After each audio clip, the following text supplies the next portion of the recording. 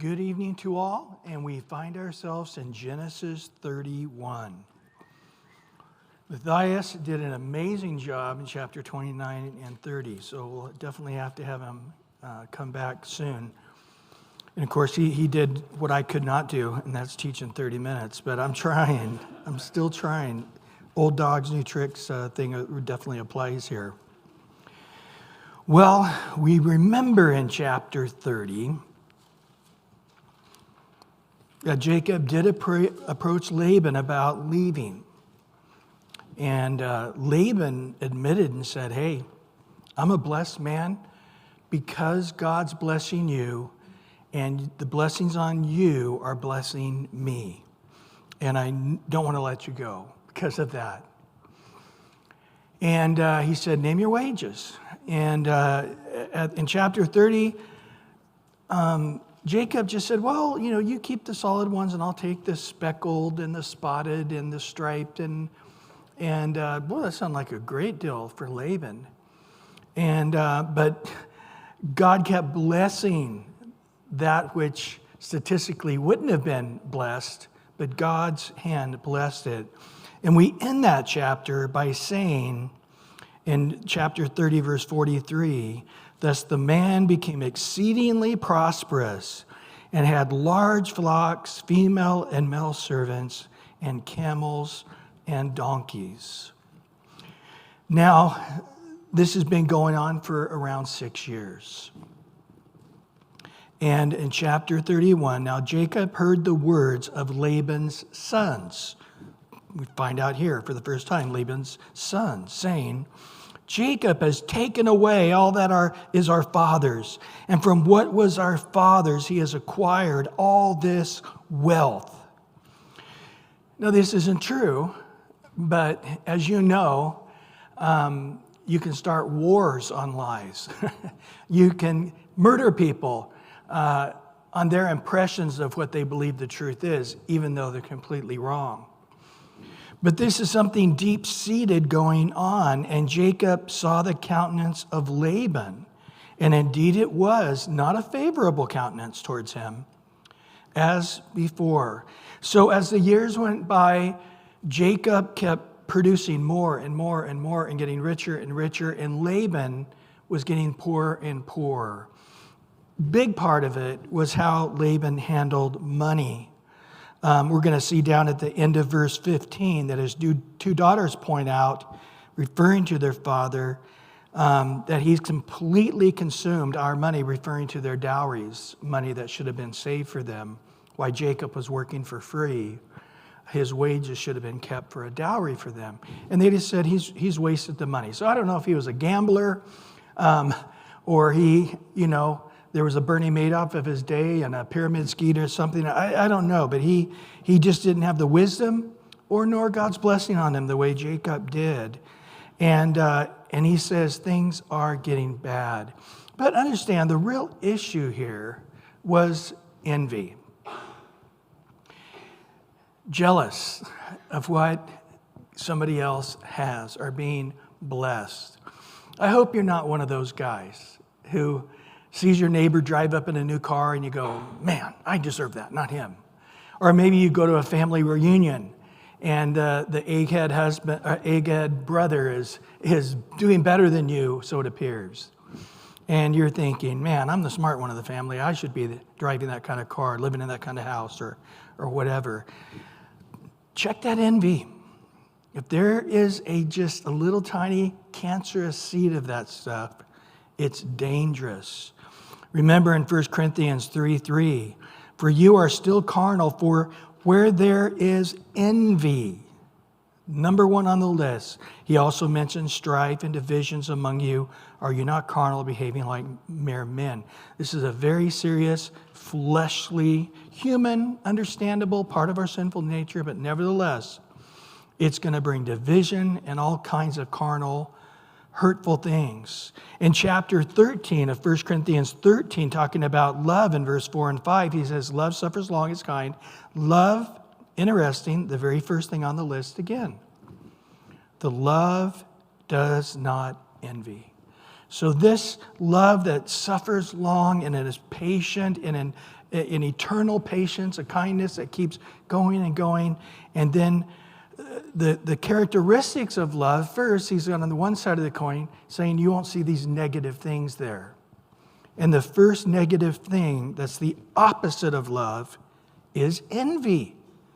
And then he says, love doesn't parade itself, it's not puffed up. And then it says it doesn't behave rudely, it doesn't seek its own, it's not provoked, it thinks no evil. But again, envy can stir so many things up. Talking to the Christians, James in chapter 3, verse 13 to 18 says, "Who was wise and understanding among you? Let him show by good conduct that his works are done in the meekness of wisdom." But listen now, verse 14. "But if you have bitter envy, self-seeking in your hearts," there it is. First negative thing on the list, talking about wisdom from above. 1 Corinthians 13 is talking about love, the negative side of what love, envy. And now the wisdom that's truly from God, he says the opposite of that is where there is a bitter envy, a self-seeking in your hearts. Do not boast and lie against the truth. If there is a seed of that and it's growing, confess it, admit it. Don't bury it and act like it's not really there when you know in the secrecy of your heart it is there. This wisdom does not descend from above.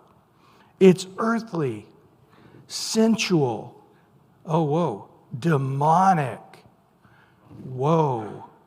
For where, here it is again, envy and self-seeking exist, confusion and what?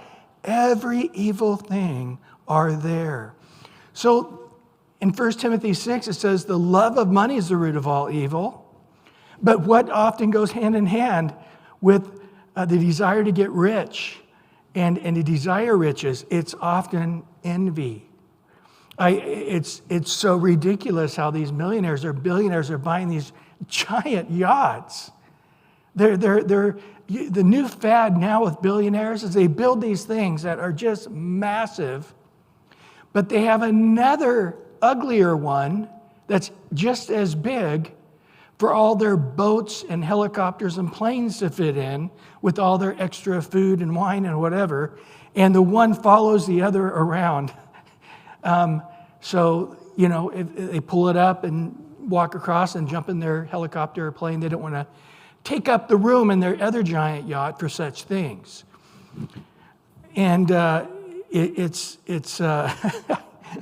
it's comical how ridiculous these things have gotten. And of course, the multiple of cars and all of these kind of things. But he says in verse 17, but the wisdom that's from above, this is James 3, verse 17 now, but the wisdom that's from above is first pure, it's peaceable, it's gentle. Here's the key, willing to yield. Full of mercy, good fruits, without partiality, without hypocrisy. Now the fruit of righteousness is sown in peace by those who make peace.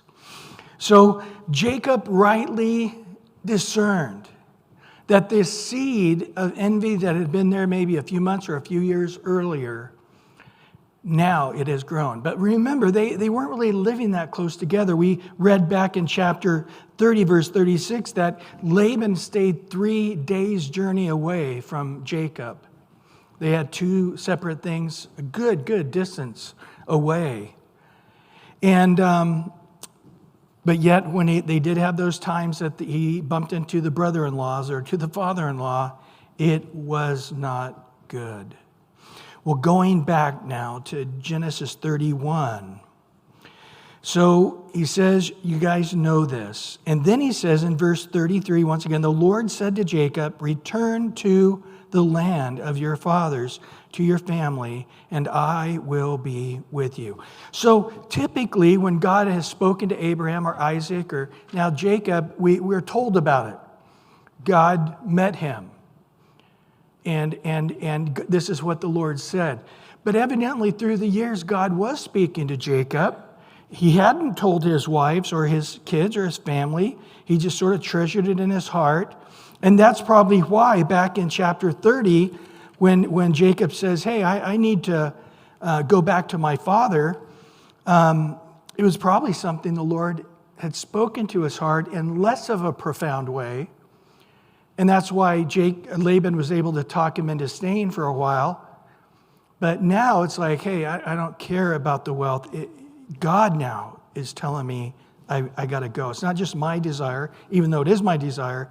It's a word of the Lord. And then God said those wonderful words, I will be with you. It's scary. I mean, last he knew of Esau, he wanted to kill him. Even though a little over, somewhere over 20 years, they have not seen each other. He does not expect his brother Esau to have lessened in his anger. And then, of course, he knows Laban, how he's going to look at it. And that's a scary, I'm sure that those kind of confrontations cause your gut not to digest food very well. I don't know about you. When you got to confront somebody, I can't sleep, I can't eat, I can't, And Jacob, the idea of confronting Laban and talking to him and wrestling and his brother, it just, this is hard. And God says, hey, I'll be with you. I'll strengthen you. I'll take care of these things. Well, in verse 4, so Jacob sent and called Rachel and Leah to the field to his flock. So no listening ears anywhere. It's probably an unusual scene. Or, hey, I want you to go get my two wives there and bring them out, and I want you to leave. I want to have a confidential conversation with them. And he said to them, I see your father's countenance. Now, this word that we saw in the two verses prior where it says this, that it was not a favorable towards him or his countenance, the same exact words are being used. This is the same word back in Genesis 4:5 when God was questioning Cain. And it says Cain's countenance had fallen. This is after he had killed, or he was being tempted and the murder that was in his heart. And God says, your countenance has fallen. So it's a very powerful word. I see your father's countenance, that it is not favorable towards me as before, but the God of my father has been with me. And you know that with all my might I have served your God. This term, all my might, it's a powerful term. It's talking about the straining of a man or an animal. It was a strenuous years living here. It's been brutal having to have your father Laban as my boss. My father-in-law, also my boss, and what he has required of me. He's going to blow his top in a minute. Jacob's going to blow his top and tell him what it was like, the heat and the cold and all the unfairness that Laban required of him, that no boss required of any other servant. What he had on him was mere slavery. And so he's going to talk about that. But you know how hard I have served your father. Your father has deceived me. Now, this is probably referring back to chapter 29 there on the honeymoon night.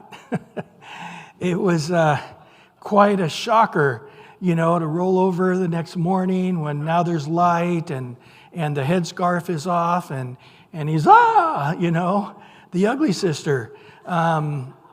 And then he goes out to Laban, and Laban's like, oh, I thought you knew Leah would be with you. When we did the wedding with Rachel, you were marrying them both, really. But really, Laban, Leah's, we just assumed. What a guy. And boy, what a great point you made, how his eyes and his ears and the smell and all of those things, no doubt Laban did to deceive him as he had deceived his father Isaac. But he's mad about it, My father Isaac, he should be okay with it. But me, I shouldn't be okay with it. It's been over 20 years, but you know how horrible that was. Of course, Leah's going, it wasn't that bad, was it? But yep. And then after that, you know how he's changed my wages 10 times, but God did not allow him to hurt me. So Laban keeps saying, yeah, I'm going to pay you this, and doesn't. I'm going to do this for you, but next year. And he never has been fair all along the way. And in verse 8, if he said thus, the speckled shall be your wages, then all the flocks were speckled. And if he said thus, the streaked flock shall be your wages, then all the flocks were streaked. And God has taken away the livestock of your father and given them to me. And it happened at that time when the flocks conceived that I lifted my eyes and I saw in a dream. Behold, the rams which leaped upon the flocks were streaked and speckled and gray spotted. And the angel or the messenger, the ambassador of God, spoke to me in a dream, was Jesus, we know, saying, Jacob. And I said, here I am. And he said, lift your eyes now and see all the rams which leaped on the flocks are streaked and speckled and gray spotted. For all I have seen all that Laban is doing to you. So God came to him and spoke to him and said, take notice, look which ones are the strongest of the animals. It's not as it normally is, the more solid ones, the more desirable solid ones. But it's all of these other ones. Those are the ones that you need to take note of and pick. So back in the last chapter, and he's putting all these poles here and there, and nobody knows what that means. And I wonder if it really had no difference at all. But now we're finding out here the reason that when Laban said, hey, tell me what your wages are, he remembered that dream. And he's like, okay, yeah, let me have the off-color, less expensive ones from the animals, and you can have the better, more expensive ones. That's the way we'll sort them out. But the reason was because God had told him that in a dream. At least Jacob's telling us that's what happened. We don't even know, right? I mean, Jacob could be deceiving us, saying he had a dream to embolden his argument to persuade his wives to go along with the next scheme, which is fleeing without telling Laban. So we assume that this is true, although we don't know because it's Jacob speaking. But in verse 13, I am the God of Bethel, whoa, where you anointed the pillar and where you made a vow to me. Now arise and get out of this land and return to the land of your family. You guys remember that back in chapter 28? Verse 20 to 22 is where Jacob, after he heard all the things God said, he goes, okay, if this is what you're saying, just like Abraham and Isaac, now I'm the third guy, Jacob, I'm going to be blessed. And he said, Jacob made a vow saying, if, or it can also be since, God will be with me and keep me in this way that I'm going and give the bread to eat and clothing to put on so that I come back to my father's house in peace, then the Lord shall be my God. And this stone which I set up as a pillar shall be God's house. And all that you give me, I will surely give a tenth to you. So this is the God of Bethel, the same God that spoke to you in that powerful dream of the ladder and the angels going up and down on it and so forth, which really was a prophecy of Jesus, according to Jesus, in the Gospel of John 1. And so he said, this is me. I'm that same God speaking to you. Now get up and go. So he is asking his advice for Rachel and Leah, but I think he's also saying that we all need to be together on this. So what's your wisdom? What's your take? What do you guys think? But also, we the three of us have to be in agreement, right? And we have to be on the same page if we're going to pull this off. So it was really unknown at this point by Jacob what they were thinking. And so Rachel and Leah answered and said to him, Is there still any portion or inheritance for us in our father's house? Are we not considered strangers by him? For he has sold us and almost completely consumed our money. For all these riches which God has taken from our father and that are really ours and our children's, now then, whatever God has said to you, do it.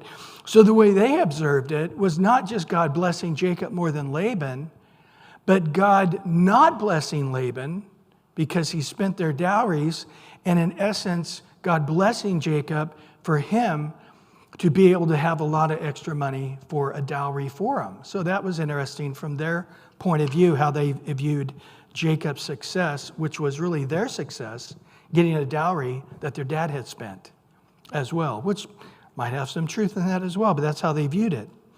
So Jacob arose and set his sons and his wives on the camels. So there was a lot. He had a lot of stuff. At this time, he has 11 children, remember? Only one of the kids will be born actually in the promised land, and that's Benjamin. All the rest of them were actually born where Abraham was born, in that Ur of the Chaldees or Haran. We're not sure exactly where that is in preference to Ur of Chaldees, but somewhere in that area in northern Iraq. And so these guys were all born outside the promised land. And so he carried all of these possessions which he had gained, and he acquired livestock which he had gained in Padan Aram, and to his father Isaac in the land of Canaan. Now Laban had gone to shear his sheep, and Rachel had stolen the household idols that were her father's. And Jacob stole away, unknown to Laban the Syrian. We talked about that earlier when that came up, remember, referring even to his father, Bethuel, was a Syrian, which also can be easily the same translated as Aramean, Aramean. But it's interesting because later on in Deuteronomy chapter 26, verse 5, Jacob is called a Syrian or an Aramean. So I do believe that the roots of the family of Abraham, had Aramean roots in it as well. But either way, this is how they looked at him. And in that so Jacob stole away, unknown to Jacob, Laban the Syrian, in that he did not tell him that he intended to flee. So he fled with all that he had. He arose and crossed the river and headed towards the mountains of Gilead. Now, when they sheared the sheep, it was a party. It was basically a big party. They had music. Everybody came. They had dancing. It went on for days. This is one of the big feasts every year. And so all the family had left because Laban was 3 days' journey away. We know that from chapter 9, verse 36. Excuse me there. And he put these 3 days' journey between himself and Jacob. And so they were 3 days away. Everybody went. The house was empty. So this was an advantage to move out, which would have been something that people would have noticed. And then on top of that, to have several days head start would be also very helpful. In verse 21, so he fled with all that he had. He arose and crossed the river, that is the Euphrates River, and headed towards the mountains of Gilead. Now you'll notice I gave you a map of Gilead, or of Israel. And just look west of the Sea of Galilee, and you'll see the mountains of Gilead, which David so beautifully talks about as well. Beautiful mountains, they really are. The Golan Heights and all of that, beautiful snows, and just absolutely breathtaking mountain range there. So he's headed out into the mountains, and he's thinking that he's going to be able to get somewhere where Laban can't find him. And in verse 22, and Laban was told on the third day that Jacob had fled. So let's do the math. They were already 3 days away, now 3 days gone. See, 6 days ahead and moving. So 6 days ahead and quickly, 7 days ahead, 8 days ahead, he's getting more and more a distance from Laban. But then he took his brethren with him and pursued him for 7-day journey, and he overtook him in the mountains of Gilead. Although they found Jacob, it doesn't appear that they immediately approached Jacob. Instead, they made a tent. They pitched their tents and waited for the right time to talk to Jacob. So notice in verse 24, but God had come to Laban the Syrian in a dream by night and said to him, be careful that you do not speak to Jacob, neither good nor bad. This is a Jewish expression that basically says, leave it alone. But it's interesting because he's not defending Jacob. He's not saying, my Jacob, my innocent boy, and you were all wrong and he's all right. He's not, because Jacob's not. Jacob is a con artist, just like Laban is. He's a sly guy, and no doubt there's been a number of times where his brother-in-laws were on the rear end of a deal that Jacob came up with. So he's not saying you're bad and Jacob is innocent. He's looking at both of these guys going, you're both scoundrels. And so you, scoundrel, don't mess with the other scoundrel. Just leave them away. I'm not saying you have to bless them. I'm not saying you have to say it's good. It's not. But at the same time, I am not going to let you hurt him, just so you know. So Laban overtook Jacob. Now Jacob had pitched his tent in the mountains. This is the first time in the Bible where it says that Jacob had pitched his own tent. So Jacob is thinking, we're up in these mountains, we got a good distance away, I think we can quit running, and let's go ahead and take a break. It was grueling, 300 miles from Iraq to Gilead here. And that would have been an incredible, difficult track with all those little kids and all those animals and all those servants. And then to think you could hide your trail from experienced guys, I think it was a little far-reaching for Jacob to think they wouldn't be able to figure out where he was. It was probably a massive party moving. And so he says, hey, I think we're good, guys. Let's go ahead and pitch our tents here. And Laban, his brethren, pitched in the same mountains there of Gilead. So I think Laban probably caught up with them, maybe in the evening time or something, and said, guys, we're not going to do anything tonight. I do have my kids and grandkids. I don't want anybody getting hurt. We're going to wait till tomorrow. We're going to get a good night's sleep. They've been going for 7 days straight. I'm sure they were exhausted. And after we get a good night's sleep, we're going to go and confront this situation.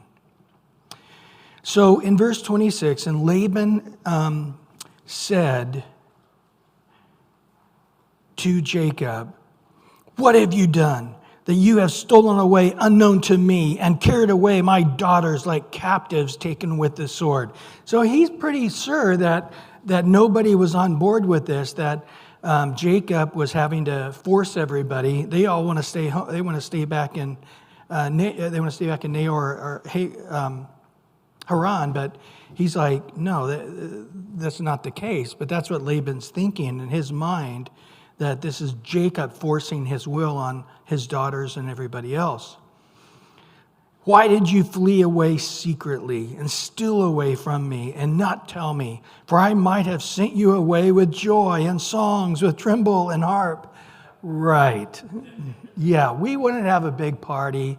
A going away party. It would have been lovely. You missed it. And you did not allow me to kiss my sons and my daughters, his grandkids, basically. So I do have to agree with Laban here. I think I would want to kill my son-in-law if he stole away with my grandkids too. Kids, no big. Grandkids, now those are fighting words. But he says, you have done foolishly in so doing. Now, you can look it up. It says this several more times in the Bible. You've done foolishly. But it always implies you've sinned. So, for example, in 1 Samuel 13, in verse 13, when, remember, Saul offered a sacrifice that only priests were to do, and Samuel showed up, and he said, you've done foolishly by doing this. Your kingdom would have been established forever, but now it's being taken away and given to another. Also, David, remember when he counted the armies and the plague came on Israel? Well, David, in his repentance, in 2 Samuel 24:10 said, I have done foolishly in sinning against you. And then later, Asa, one of the great verses in the Bible, 2 Chronicles 16:9. Don't you know the eyes of the Lord are going to and fro throughout the earth to find somebody whose heart is loyal towards him, that he could strengthen him? But you've done foolishly in this, is the way it ends. God says to Asa, because instead of seeking the Lord for the healing in his feet, he wouldn't seek the Lord. and he'd only seek physicians, and he'd end up dying from that disease in his feet. And there's other times too where people are calling other people and calling themselves foolish, but each time it's inferring that there's sin involved here. So in other words, not just you were foolish by staying up too late and you were all tired the next day at work. No, that's not what we're talking about. This is saying you have sinned against me. This is the implication Laban is given, calling Jacob the sinner. You know what? As we finish up this chapter here tonight, you're going to discover that you will be wrong. Now, I'm sure this has happened to many of you already. And in your mind, they are the sinner. And you're the non-sinner. But in time, God will reveal to you, you are both sinners. And I can't repent for their sin, but I can repent for my sin. But typically, when people are judging another man, they're wrong. That's what Romans 2 says, right? You're judging because you're doing the same thing. The reason you have a condemnation towards that person and what they're doing, not because God has a condemnation towards that person and what they're doing, but because it's the same sin in your own heart. That's how you know they're doing it, because you're doing it. And on top of that, your own heart, your own conscience is condemning you, causing you to condemn others for the same sin that you're doing. So, I was just talking to a brother yesterday, and that was the very thing, saying to him, let it go. What people have done to hurt you, truly turn the page and move on. And as it comes out in your heart and your mind every time, have no condemnation, no judgment, only forgiveness. And trust in God. Just say, God, I laid at your feet. You do what you need to do to your children, right? I mean, if you raise children, they've come and said, Mom, he needs a spanking. Here's the belt. Here's the paddle. I was going to do it. It's like, I'm 3 years older. I'm 8. He's 5. I started, but I thought, I'll give it to you and let you do it, Dad. And it's like, yeah, that was smart. Had you hit him with the belt, you would not have been disciplining him, but you'd be getting disciplined yourself for hitting them. It wouldn't have been discipline. In the same way, we can't discipline somebody else's child. We got to let God discipline them. Well, in verse 29, it is in my power to you to harm you. So now we really know what's in his heart, don't we? But the God of your father spoke to me last night saying, be careful that you speak to Jacob neither good nor bad.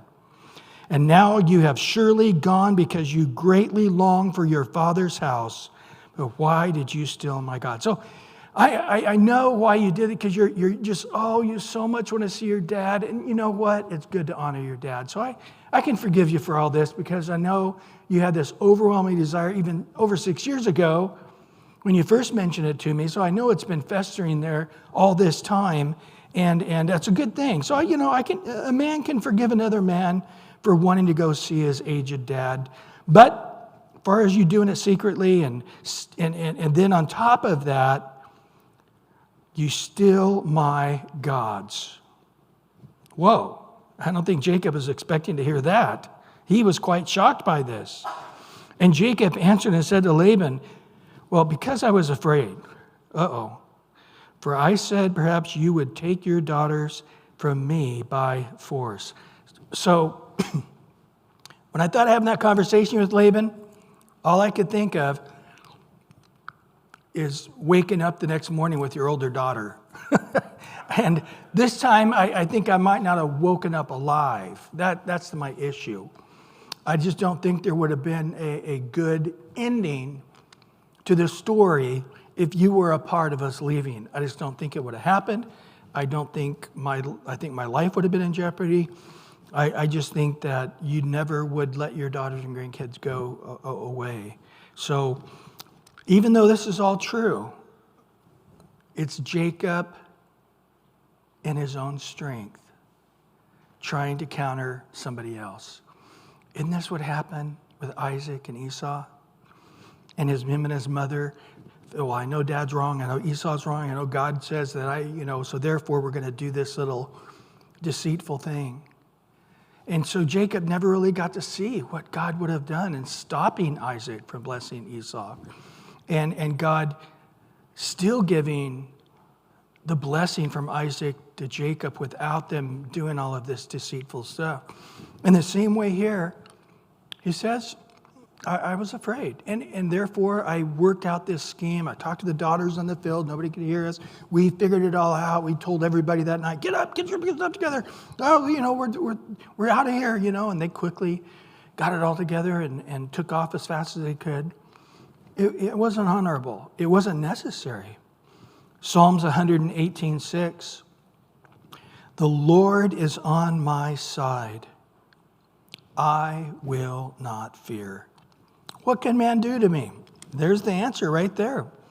What can man do to me? God's with me. Proverbs 29:25. The fear of man brings a snare, but whoever trusts in the Lord shall be safe. So fearing man won't make you safe, but trusting in the Lord will make you safe. And so his reasoning wasn't really adequate, but in his mind, all he had was his own human ability and to lean on his own understanding rather than to look to God and ask God direction, and more specifically, how he could leave without doing it this way. Well, in verse 32, with whomever you find your gods, do not let him live. So Jacob really, really believed that nobody in his party, including his wives, would have taken his idols. He really believes, there's no way you're making this up, Laban.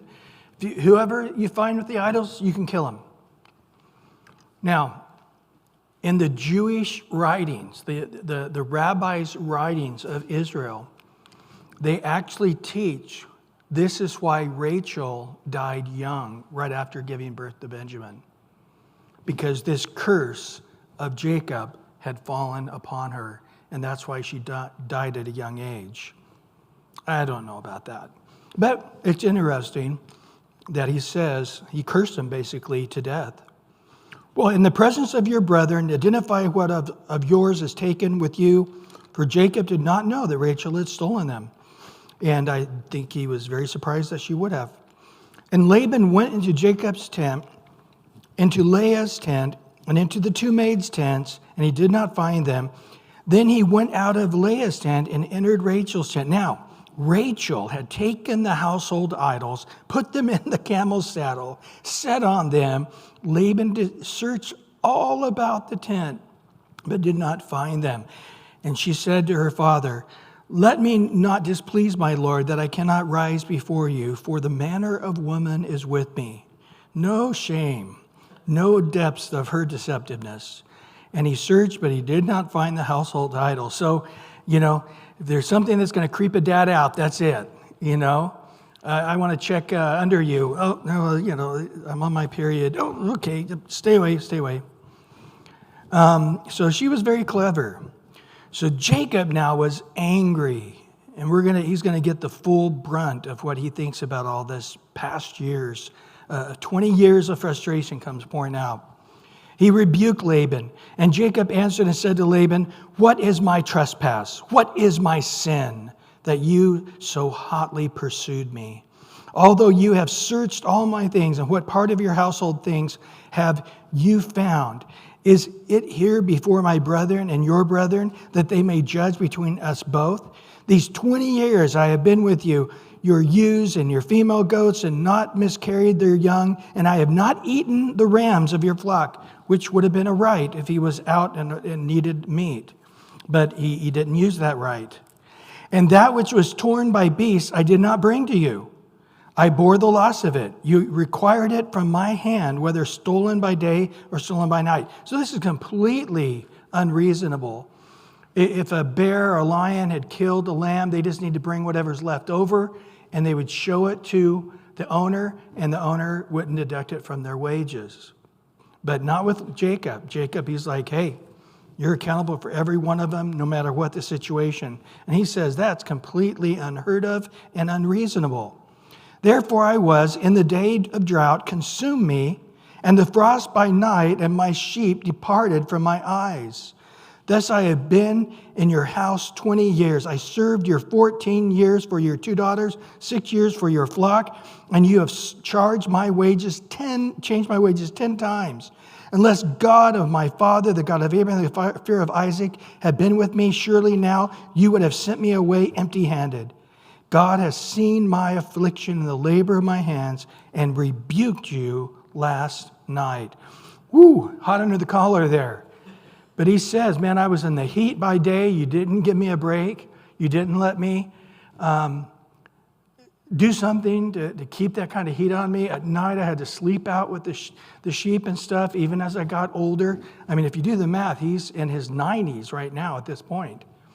And I was freezing, and this went on for over 20 years. You treated me like this, worse than any employee.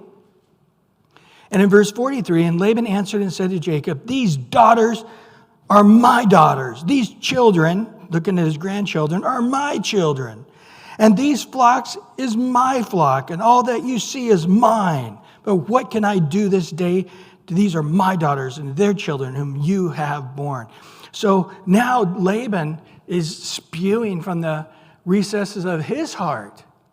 All this is mine. All this wealth that you're looking at, it's really mine. All these kids, these daughters, these grandkids, everything is mine, and you're stealing it away. That's the way the truth of it is. And if God didn't speak to me last night, I was coming with force, and I was coming to harm you and take all that's mine back. That's really what he was going to do. Now, therefore, come, let us make a covenant. So you got it off your chest, I got it off my chest, and now he's like, somebody's got to give in first and say, uncle, so it's going to be me.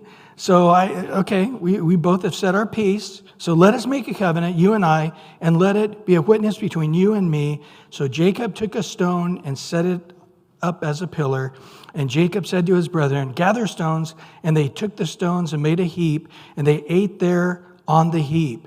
Laban called it Jegar Sahadutha, but Jacob called it Jalid. So he was speaking the language of Mesopotamia, Laban was, and the Aramaic of that day, I guess. And then Galid is Hebrew.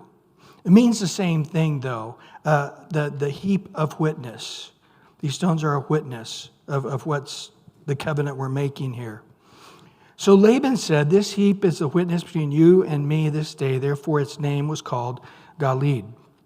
Also, it was called Mizpah, because he said, may the Lord watch between you and me when we are absent one from another. Now, this is quite interesting, because this was actually a threat.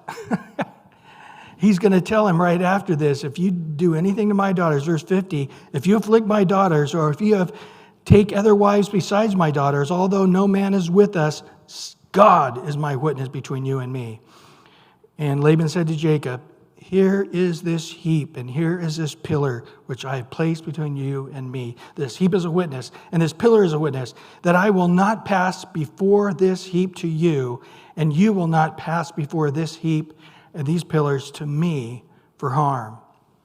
And the God of Abraham, the God of Nahor, and the God of their father judged between us. And Jacob swore by the fear of his father Isaac, or in honor to his father.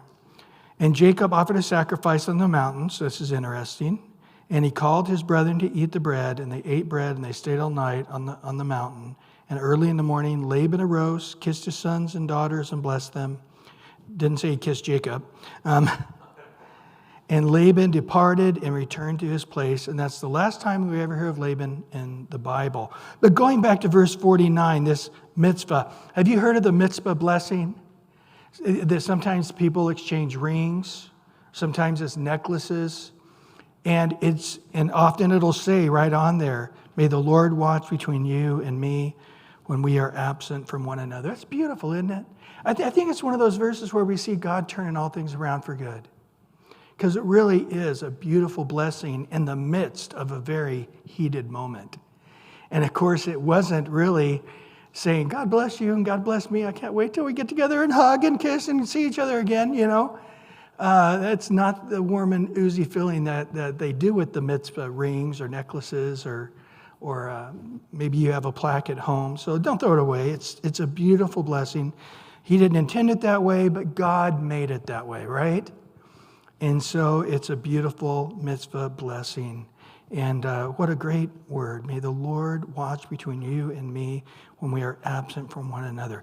Well, we see Jacob get out Jacobed by Laban.